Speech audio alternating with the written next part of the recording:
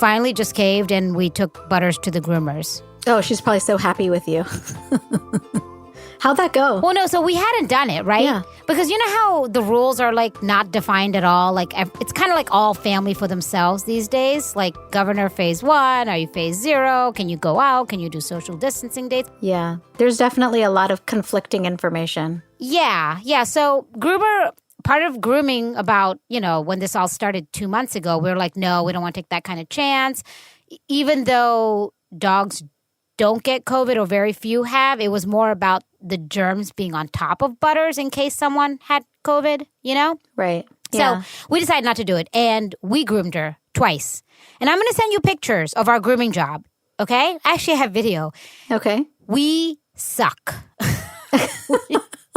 Samir and I should not be quitting our daytime job. We were so bad. I mean, you can't even pretend like we should have given the clippers to Allie and she would have done a better job. Anyway, so we did it twice. We suck. Butters is just looking horrible. So last week, I was like, we haven't clipped her nails either. I'm like, all right, let's do that. And I looked at it and they were like so long, they were curving, when they curl in.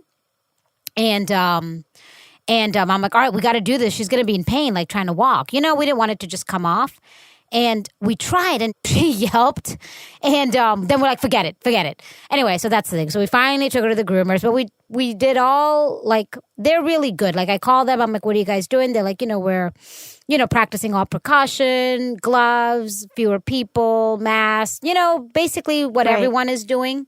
And, we understand we have to kind of slowly go back. So we did that yesterday. And it was great to have a dog who looks so cute again. And I can see her cute little face because she's had a good grooming job. Oh, that's awesome. It's such an interesting thing that we're learning how some of these essential jobs that we didn't know were essential, how difficult they are and how we could never do that. And of course, like I agree with everyone who's saying like essential jobs during this time are the ones that should like get pay increases, and then the ones that are getting really, highly paid, maybe we should equalize that a little bit. And obviously there's been lots of discussion about that, but we don't have much guidance. And the thing that I've had such a hard time with is how do you reintegrate? Because we have like a local mayor who's amazing. I'm so impressed and inspired by him, but he's like trying to keep it still like stay home, keeping it more like quarantine-esque. And then we have a governor, being that we're in a red state, that's like open, Texas is open for business and open the restaurants and open the bars. Right. And if you really think about it, we exercised so much caution since March, like March to May, and it's only getting worse. So it's actually more risky to go out now than it was previously, right? Every day that goes on because of exponential growth is higher risk. But we're also at that point where you can't just pause life. Exactly. I've been talking about that a lot. Like I went to the grocery store for the first time and I had no idea that they were doing like the arrows on the ground, to tell you which direction to go in. And obviously I had my mask. I'm not a fan of the gloves, but I had hand sanitizer and I was like, I'm not going to touch it. I had my cross body bag, so I didn't have to touch my purse. And I was like all like tense about it. And I went in and it went out, and the grocery stores had the system down. Like I didn't come in contact with anyone. They were counting how many people, like no more than 500 people could go in the store, which sounds like a lot, but the grocery store here is huge. It was like totally a good setup and a good operation. And I started to realize like in some of the Asian communities where masks are normal and touching folks and hugging and stuff has already been curbed. And maybe they do it for disease or pollution, but that's just the norm. Like everyone just gets used to it. That's what I think we need to start practicing as a family too. And just like, this is the norm. The grocery store is not going to be a place that you take your kids anymore. It's just going to be a functional, like get in, get out, that kind of activity now. Yeah. I mean, at least for a while. So I'm very impressed with how businesses have adapted. I mean, we're doing stories about that pretty much every week. Most of our stories are about that. Just all the new precautions they're taking. Like the plexiglass for the cashiers. Just the systems they have in place so quickly, right? Because systems take a while. They take years to develop. The entire banking system, right? So just having a system in place with, just like a line, like almost a production of how we're going to do this. Just very impressed with it. It's wonderful that we were able to push innovation on things like contactless payments and curbside delivery and mobile ordering and things, even like to the point of this afternoon stopping off to get coffee somewhere. And I just text my order in and someone comes out and puts the coffee like out on a table and I could wipe it down, grab it from my car window and go. Like, it's just awesome that we're doing things like that. There would have never been a drive or a need to do it. Yeah, it's like somehow we were all prepared for this in a weird way without planning it with technology. Somehow we landed in a spot where we are prepared for this, at least as better than we would have been 20 years ago. So yeah, I agree. Yep. Yeah. Anyway, but yeah, we're also struggling because we're trying to figure out, we just hit phase 1 in Virginia. But we're, I was talking to my mom friends about it. Like, we pretty much just have to figure it out ourselves. Like, right now, we are technically allowed to have gatherings of 10 or less, which sounds crazy to me, right? Because I'm like, oh my God, I'm allowed to have a play date. So, just yesterday, I was Zooming with them, and I'm like, we all have to just have our own plan. That's all we can do right now. Between, I have Allie, and she's missing her friends, but she has grandparents who are vulnerable. So all of our own formula to figure it out. Like, the only thing I know right now is we're still going to wait and see what happens to the numbers the next few weeks. We're not going to just be like, oh, restaurants are open, let's go, Yeah. And once we do start to integrate, at least the one thing I can, because you can't control what people are doing. You could sit and say, we're careful.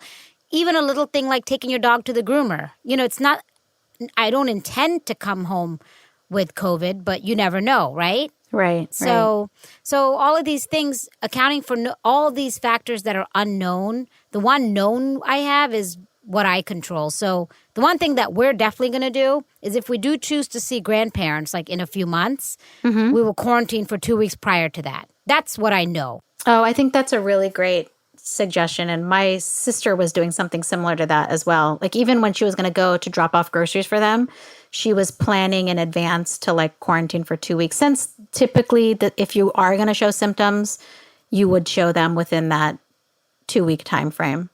But it's definitely hard. And the responsibility that we all have to take on as parents in terms of like us or our children being possible carriers, like, that's intense. I take it really seriously because I have people that are vulnerable in my family. And I don't know if that's consistently across the board if people look at it that way. But I think that's great that you're taking that view.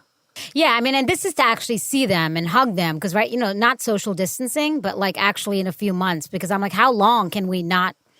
I mean, no one wants to live like that, especially grandparents, right? Yeah. And I was thinking about that this morning. Sometimes I wake up and I have these like anxious thoughts in the middle of the night. I could probably dig deeper into that. But I woke up this morning and I was thinking like my parents have been isolated for about 68 days now. And they're both high risk because of their age and health, but also they live by themselves. And so they're like keeping busy with projects around the house, or like my mom likes to garden. So she'll go in the front yard or the backyard. But my dad really doesn't do the types of gardening activities that my mom does. He'll come outside and like sit in a lawn chair while she's weeding or growing plants or trimming something.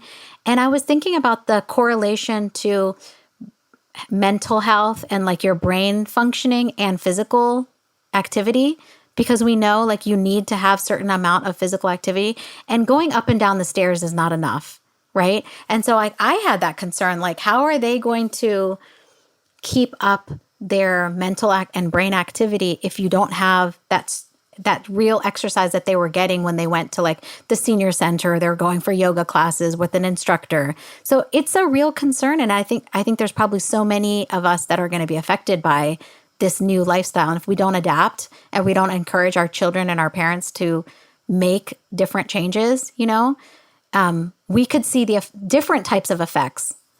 Yeah, I actually had a conversation with Allie. I'm like, hey, Allie, I know you miss your friends. I know, and I know you miss your grandparents, but I'm just wondering, just in general, just want to know where her headspace is, where she's at. And I'm like, I'm just wondering, like, if you have a choice between the two, who do you prefer to see? And then she's like, you're going to get mad at me? I was like, no, I'm not going to get mad at you. And then she's like, my friends. I was like, hey, Aw. I get it. I'm like, That's I totally cute. get it. She goes, and I'm like, I get it though. I totally understand why. And then she's like, but I love my grandparents too. I was like, and I know that too. I just wanted to because I tell her, like I talk to her like she's my 30 years old sometimes. I forget that she's 5. But I just wanted her input because I wanted her to be part of the conversation. I wanted her to Right. understand that where we right now are struggling with this, and these are the things we're thinking about, and what are her thoughts. I don't know why. Yeah. I want her to be able to look back at this time and remember that she got to make decisions too. I love that. I think it's so cool. And look, her answer is like so real, right? Like she's Yeah. not trying to please anyone. She's just being honest. And I think that's awesome that you're able to have those conversations. And I think it's good for the kids to know. I've been doing the same thing with my kids. Even before I went to the grocery store that day, I was like, okay. And I actually went to go get hand sanitizer and disinfecting wipes because I kept putting them on the curbside order and they would always get removed because when you get those curbside appointments, like a lot of the stuff is already gone in the morning. And so Yeah. even that morning, and I got up at 7 to, be there when the store opened. And I even told Yeah. my kids, I was like, gosh, I'm nervous. And I wanted them to know that this was something that I knew was a risk and why I was Yeah. doing it. And Yeah. and I said, we hadn't, because we came back from Europe when the chaos of shopping had already been taking place, the panic buying. We never got hand sanitizer or wipes. We just had like whatever we happened to have in our house at the time. And so when I came back, they asked, like, how was it? Were there a lot of people? And I said, no, surprisingly, like, people don't like to wake up at 7 in the morning and go to the grocery store because I didn't come across many people. And Yeah. the parking lot actually seemed kind of empty too. So I felt more at ease as well. And I got, they had limits, which I think is nice, but I was able to get like 2 of everything, 2 hand sanitizers, 2 wipes, and 2 Yeah. Lysol sprays. Yeah. And I was telling the kids, I was like, it was worth it to have this, to have the supplies, but I wouldn't have gone if it was crowded. I would not have gone inside. And they were like, yeah, Mom, good choice. So just those little things like normalizing the conversation and understanding the trade-offs, they're still bought into our risk management plan. Yeah, exactly. And rather than pretending to be all brave, like, I got this, don't tell the kids how serious this is, it's okay, we'll manage. Rather than doing that, you're just like, I'm going to keep this real, which is awesome. Yeah. Speaking of keeping things real, I had a pretty difficult conversation this week with Amrik. We were talking about that incident in Central Park. Did you hear about that one with the woman, Amy Cooper, who called the cops on the guy, Christian Cooper? And Oh, yeah. An African-American guy, and she had a dog. Yeah, he's attacking me. Yeah, I saw that. Among many other things that have been going on lately. yeah, there has definitely been a lot to talk about. And that one, I'll admit, I was unsure of how to talk about like race and privilege with my children anyway. I think we all Yeah. kind of like walk a little bit on eggshells as a society about it, and then talking to a child about it as well. So I felt Yeah. like that incident, because the man fared out safely and like there was no harm to him, it was an easy entry point to have the conversation. And I wanted to share with you because I started out by showing him the video first and then asking him like, so what do you think? And his response was really interesting because he was like, man, white privilege. And I was like, okay. So right then I was like, oh, he has like, I don't want to call that a buzzword because it's a real complex, right? That's out there. But I was like, oh, what does that mean? And he didn't really know what to say, but he was kind of like, she's just trying to get him in trouble and like saying that because she said African-American male that's harassing me, it kind of makes it sound scarier. And so it was like a perfect way to start talking about the conversation as really interesting because, I have talked about race and I've talked about awareness of our race and our ethnicity and the way that we look differently often with my kids. Especially with Amrik wearing the star. Absolutely. With Amrique wearing the star, and then for all of us being people of color, and with their dad having a star too. I mean, all six, when you're wearing a turban, Right. you kind of have that extra heightened level of scrutiny that people are looking at you. And so I have not shied away from the topic, but I haven't really dove into it either. Like, I don't think I've given it the proper amount of discussion and the proper amount of attention either. And so this was like a really interesting moment for us, because I was talking to him about that, and we were talking about privilege and how privilege can be a bad thing because it gives you a certain perspective, but it can also be a good thing because you can use some of that privilege to help make change and to like create awareness and to speak up for others as well. Yeah, that's a good way to say it. Yeah. And so I want to talk about that a little bit. Like, what do you think? How soon is too soon to talk about race with your kids? I don't know, but I have been in a very immature way. I am not going to lie. Something weird is happening where I'm really angry these days. And Samir actually had a conversation with me about it just a few days ago. He's like, you're right. You know, it's the same thing. I'll say white privilege, white blah, blah, blah. And I've been like really like kind of reckless about it a little bit sometimes. I mean, I try to correct myself later. I'm like, Allie, I didn't mean it like that. But I'll say, yeah, it's because of these white people. Or we're watching the news and I'm like, oh, white privilege and blah, blah, you know, everything. And I'm not really handling it that well with Allie, but I have been very real with her about how I feel. A lot of it starts from Allie wanting to be white. That's really where it started. And you had on a previous podcast mentioned that she wanted to be Elsa and have blonde hair and blue eyes. So I remember that was part of her view. Yeah, now she knows not to really say it, even though, like, she's learning. I've been very, okay, look, I'm not Miss Mature, okay, all the time, all right?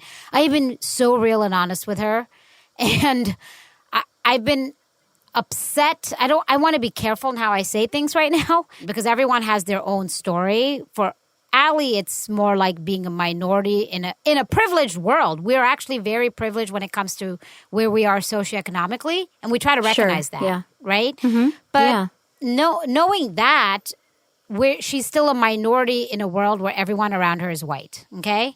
Right. And everyone is very nice, but there's a thing, and because Allie wants to be white, I know it, and because I have been a child growing up in a white world, it's this feeling that the world is not for me. And I think we can all, so many of us can relate to that sentiment. It comes from, I can see it in Allie's eyes, especially now because I see her in her online classes. Remember last time we talked about, I made sure, like, raise your hand. It wasn't just because you're a girl, speak up. You're a minority, speak up, you know?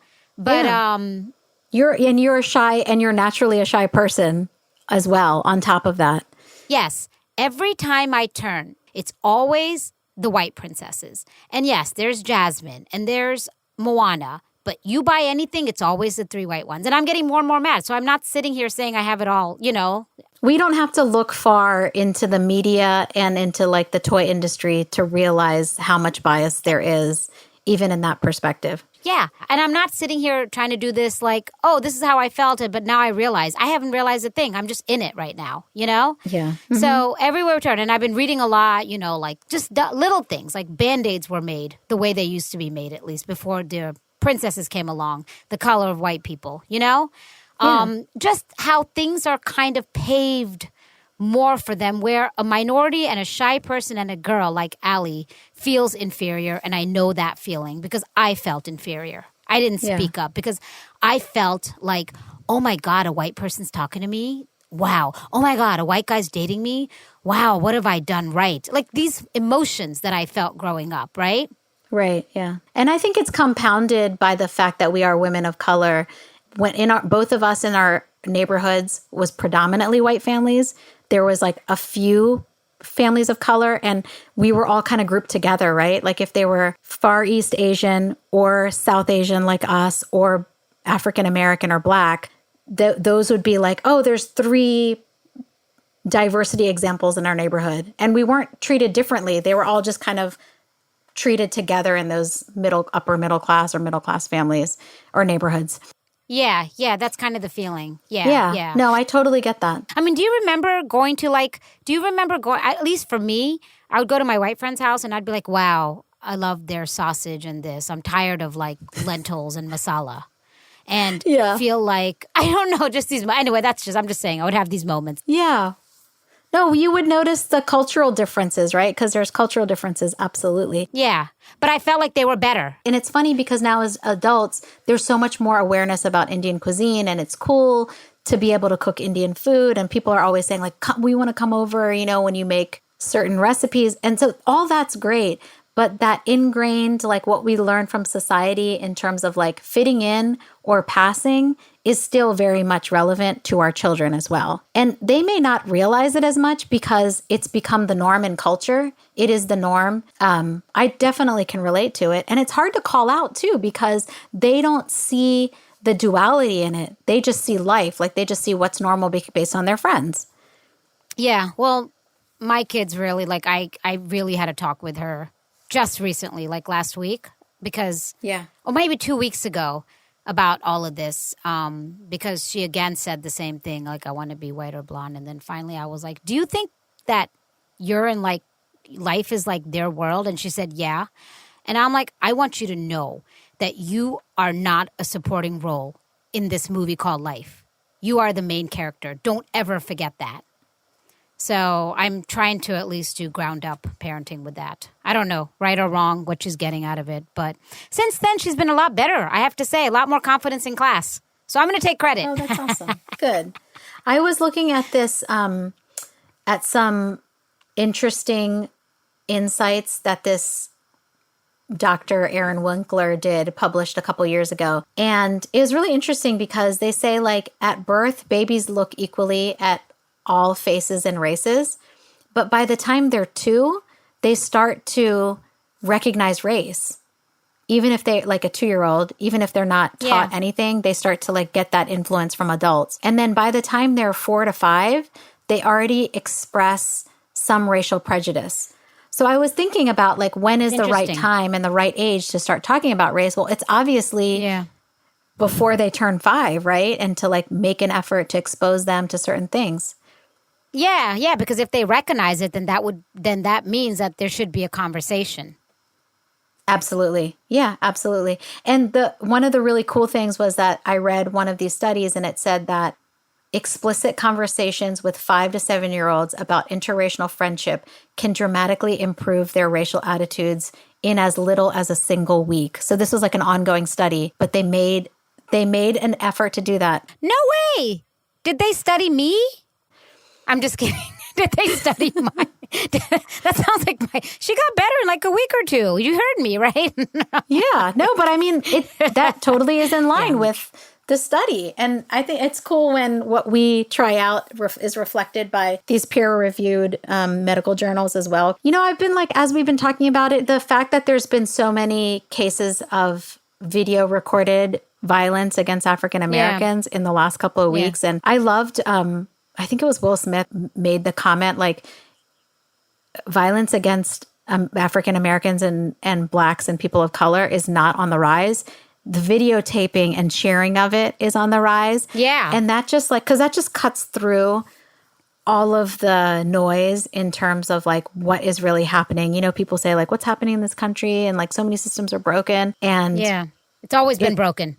It's always been broken, yes. And it's time for us to start addressing it. So many Black people in prison, wrongfully put in prison. It's horrible. It's been going on forever here. It really has. And it's upsetting. And I've been feeling like really strongly this past week, seeing all of the news and then the cases in Georgia, Kentucky. And it's like, what do you do? Because we all have this bubble of our own privilege, right? We know that there's like varying degrees of privilege that we all have. And we've talked about that before. But also, how do you affect change? Like, honestly, what can we really do? And it's got to be 2-pronged, right? It's got to be talk to our kids so that they are aware of the systems. Yeah, the ground up approach. Yeah. The ground up approach, like you were saying. And that they have the ownership, like what you're doing with Allie, like letting them know, like, no, you are the star of this movie. And you get to make decisions about how we're going to interact with one another. But also, how do we, like, what do we do from a community level? So I've just been thinking about that a lot. And I know you probably feel the same way. Like, what should we be doing? I don't have a solution, obviously. This is a very complex topic. But I will say the one thing that makes me feel better, and on both sides, is to recognize it. So the white people who recognize the privilege, immediately you feel like, okay, they understand. And that just helps ease the tension, right? Same thing, though, for a person like me, because it's not just white privilege out there. There's heterosexual privilege. There's socioeconomic privilege, right? Absolutely. So I, as a heterosexual, recognize that I've had it easier than a homosexual. I have to recognize that to ease the tension, right? Right. I can't pretend. I, as a person in a good socioeconomic status, recognize that we're not all in this together. I'm in my half an acre house while someone is at the hospital working every day, single mom with 5 kids. Right. So I'm never going to go up to her and say, we're in this together, because that's annoying. So I think recognizing the privilege, at least to me, that's a starting point outside of ground up, from top down. Yeah, I read this comment that someone said, like, we're all in the same storm for sure, but we're not all in the same boat. And I love that analogy. That's perfect. That's exactly it. And by the way, can I just call out like my own Quarantine Diaries video that I did for VOA? Yeah. I said, because we're all in this together. And every time I see that part, I'm like, shut up, Lisa. Why did you say that? So, Well, I think we're stronger together is my kind of takeaway from it, that we have to work together and we have to be stronger. that's a much better way of saying stronger together than we're in this together. There's a difference. Yeah. And your analogy said it all. Aw, thank you. And I borrowed it from someone else, but I was talking to a friend earlier today who's white, and I said, I recognize my privilege, and I have different privileges than you have. And I said, but if I speak up and you speak up, I know you have a lot more power and authority to speak up and to be an ally in some ways than others, right? Definitely. And he said, like, oh yeah, I totally get that. And I'm aware of that, and I want to use that, but it's hard to know how. And so I was really thinking about it, and I knew since I was going to be talking to you that this would be a good topic. And so I came across something that a friend of mine shared, someone I look up to as a mentor, and I want to share it because I think it helps for me personally. Wait, did I send that? It helps for me personally to try to start to channel our energy a little bit. And it's the 5 E's for channeling energy. So I wanted to share this with you. Number 1, empathize with those who have different experiences. And I love that because we need to check on our people, right? We need to see how are people feeling about this and open up the door to conversation, which we haven't as a society done very well. Yeah, we definitely could be talking about it a lot more. It's kind of like express your outrage on Facebook and then we don't ever want to talk about it again. So number 2, exercise your legal rights as citizens. Research and understand key legislation. And then obviously you and I talk about this all the time. Write to your elected officials and vote. And fill out your census. These are the things that we need to do. Very tangible. Yeah. Number 3, encourage others to exercise their rights. So this is, I think you and I already do this. We're always pestering everyone, don't forget to vote. You don't have a right to complain if you don't vote. I know. Seriously, this is the one thing that we can all do, register and actually show up. And it's a time, it's such a critical time, not only because the census is so poorly participated in now. More than ever. Yeah, voting and voting by mail, we're at a point where this could really be a turn for democracy because of the powers that be trying to bar our access to voting this year. Sadly, 100% agree. Yeah. Number 4 is evade emotional arguments and trigger-based reactions. So don't fan the flames of intense arguments and situations, and don't get into arguments that could lead to violence. And I think this is a really important and great reminder. Sometimes you just got to walk away and just not respond. And then finally, educate yourself. Seek out friends, colleagues, or community members that you could learn more from, ask questions, and have healthy dialogue. And if you don't know enough, read about the history of people unlike you. So find out more about African American history. That's a good one. I like that. Yeah, find out about Latin American history. I love that too. Learn about people that are not like you. Because we gravitate towards wanting to just, and I understand that too. Being of Indian descent, I want to know more about India, what happened. But at the same time, I should be more, that's actually where a lot changed for me when I learned a lot about the civil rights movement, what African Americans have been through and continue to go through in this country, you know? So. And I'll say, like, obviously, I'm with you on the Punjabi culture, Sikh culture. Like, I'm always pushing that with my kids. I want them to know their history. I always tell them about, I say things like, this is in your blood, like music is in your blood, or, standing up for justice is in your blood. And I feel strongly about them using their culture as something to be proud of and something to stand on.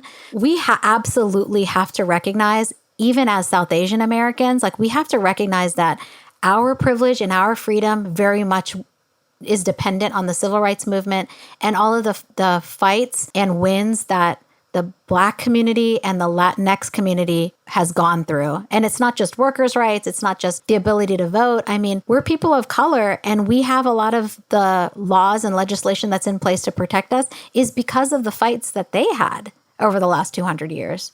And so I think that's part of understanding and learning how we're connected. And, growing up in America, we definitely didn't get the fullness of this, because I think we both had the benefit of forward-thinking, well-educated parents that came to America with a vision of like how the melting pot would help their families and help their children. But there is definitely this undertone in a lot of South Asian families where they can also be anti-Black, in the Indian subcontinent, they might be anti-Muslim. Oh yeah, we can be racist, Indians. Absolutely. And we need to speak up against that too. Yeah, and they're very big on, like, in India, if a white person comes, they treat that person like they're God. I mean, there's that too. Absolutely. Yeah.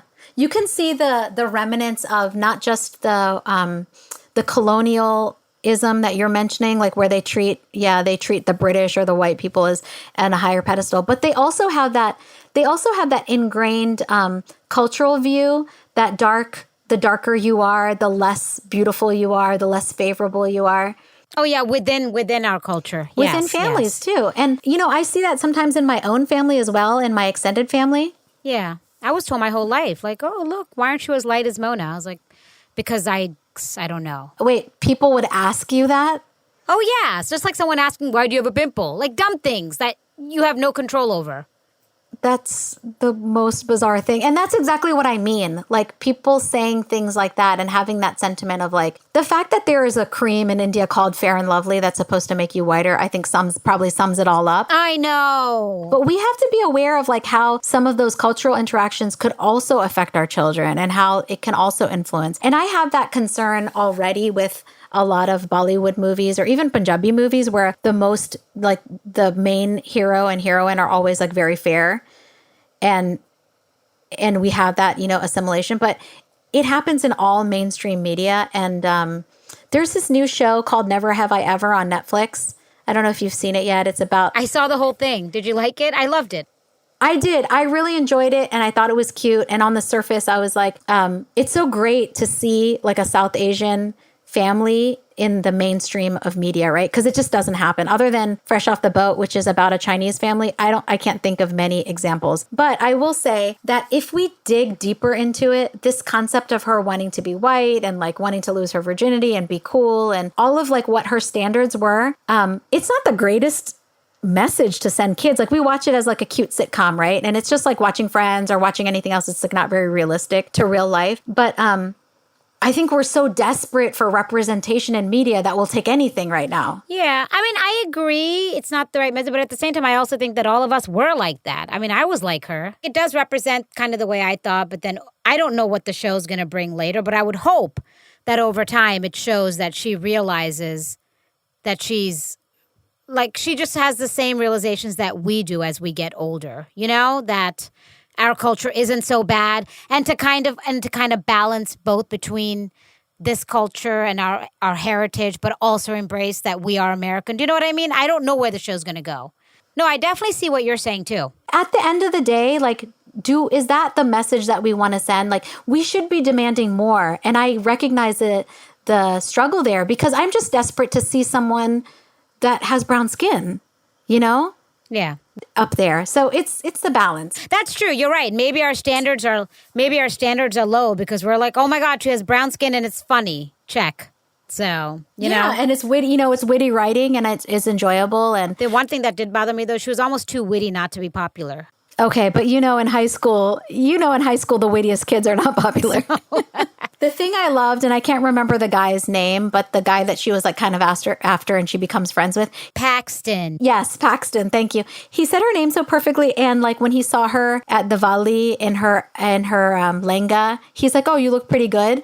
I was like, "Thank you for being a cool guy." Like I really liked that. Yeah, we'll see what happens next season. Yeah, definitely. And, I think the one takeaway that I got from all of this research into like, when is it the right time to talk about race? And, sometimes people say that thing like, "Oh, I'm colorblind. I don't see color." And in my experience, it's only white people that have said that to me. I don't see race has only come from a white person's mouth. Yes. Yes. And it's like, for those of us of color, we're like so aware of being the only one in the room or being the only person of color that's represented in a neighborhood or, on a board or in a PTA group or in a school. We just notice it. Saying that is part of the privilege. And I feel so strongly that the goal should not be to be colorblind. It should be to see color, to embrace it, and to recognize like diversity and is part of the goal in life. And like accepting everyone, But I really like this quote. Adults often think that they should avoid talking with young children about race or racism because doing so would cause them to notice race or make them racist. In fact, when adults are silent about race or use colorblind rhetoric, they actually reinforce racial prejudice in children. Starting at a very young age, children see patterns. Who seems to live where, what kinds of homes they see as they ride or walk through different neighborhoods, who is the most desirable character in the movie they watch, who seems to have a particular job or role at the doctor's office, at school, or even at the grocery store, and so on. And they try to assign rules to explain what they see. Adults' silence about these patterns and the structural racism that causes them, combined with this false but ubiquitous American dream narrative that everyone can achieve anything that they want through hard work, results in children's concluding that the patterns that they see must have been caused by meaningful inherent differences between the groups. In other words, young children infer that racial inequities they see are natural and justified. So despite good intentions, when we fail to talk openly with our children about racial inequity in our society, we are in fact contributing to the development of their racial biases. That's really good. I mean, that's basically, it's like human nature anyway to want to believe that whatever your personal success is you. So this perpetuates it. So it's like their only attribution to their success is them. And that's what they want to believe. Yeah, that's the American dream that we're sold is like work hard and you'll get ahead. Exactly. And really quickly, I want to tell you about this exchange that I had with one of my kids who was telling me about a friend who shared a story with her that the mom and dad during this quarantine times, a lot of cleaning people have been impacted because they're not able to go into homes and work, right? So she's like telling me the scenario so the dad wanted to help a white cleaning woman and the mom wanted to help a black cleaning woman. And the child was like overhearing the parents talking about it. And she was like, "Man, I'm really annoyed because I feel like my mom should be able to help the black cleaning woman because she needs more help because she's black." And so my daughter was like, "Wait, isn't that racist?" And the girl was like, "No, like black people need more help because they've had more inequity towards them."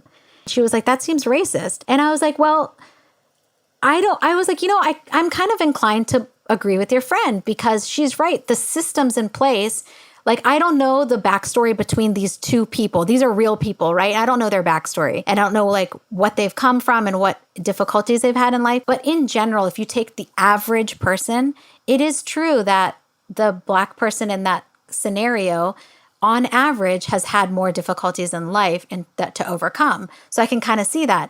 And she was asking me like, "But isn't that racist to help someone just because of the color of their skin or their race?" And I was like, "It's such a great question, kiddo." And I was like, "And I don't know the answer." But all I know is that when we look at systemic issues, I do feel like there is benefit in looking at, as a race and like how there has been a number of injustices for one community over another. But it started this dialogue and, I don't have an answer. Like, what do you think? What's your perspective? Yeah, I don't have an answer either. Yeah, it's complicated. But the one thing I will say, though, in this particular case, it's also well-intentioned, too. So there's that perspective as well, Oh, totally. Yeah, So. yeah.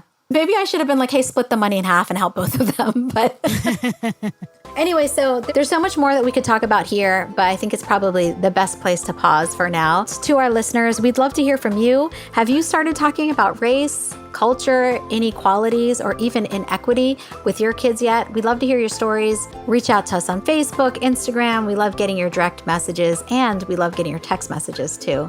And as always, thanks for listening.